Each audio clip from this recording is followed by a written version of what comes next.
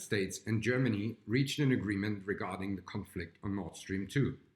The sanctions imposed by Washington, which held the construction of the pipeline for over a year, will not be prolonged. Both parties declared to enhance the energy security of Ukraine and Central Europe. Germany committed to adhere to the principles of the EU gas market regulation. Furthermore, new sanctions should be imposed against Moscow in case gas deliveries are used as geopolitical leverage. Can the project, which started in 2015, finally be finished? Theoretically, yes. Less than 40 kilometers of the pipeline remain to be built.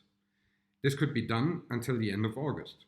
However, some fundamental challenges remain. The Russian Federation has not been included in the negotiations, and we have seen in the past that the interdependency on Russian natural resources has been exploited by Moscow. Nord Stream 2 has already now led to division within the European Union and also undermines Brussels' responsibility in the Eastern Partnership.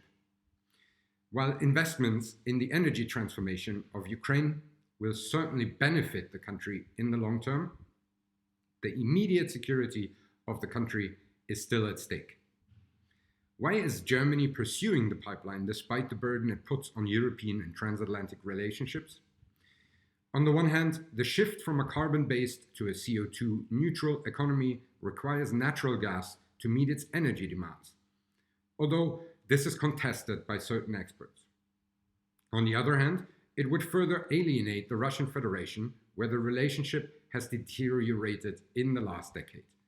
This was, of course, caused mainly by actions in which the Kremlin was more or less actively involved, like the annexation of Crimea, the war in Donbass, or the poisoning of Alexei Navalny.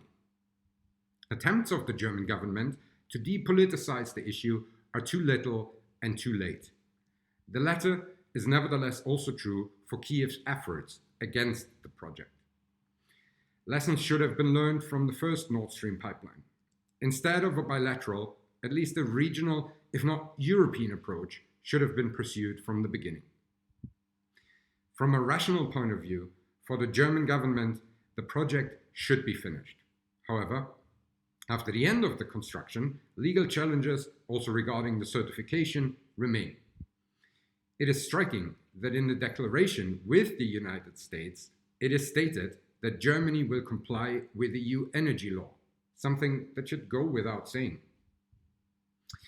It might be worth mentioning that according to current polls, it is not possible to form a new government after the elections in September without a party that explicitly mentions the halting of Nord Stream 2 in their electoral program, namely the Greens and the Liberals.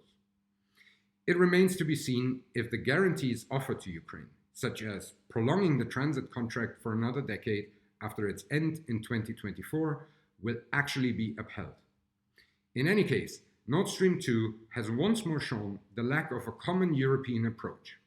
A coherent foreign, and in this case also energy policy, would prevent the Kremlin from being able to exert its strategy of division not only in the shared neighborhood, but also the EU itself.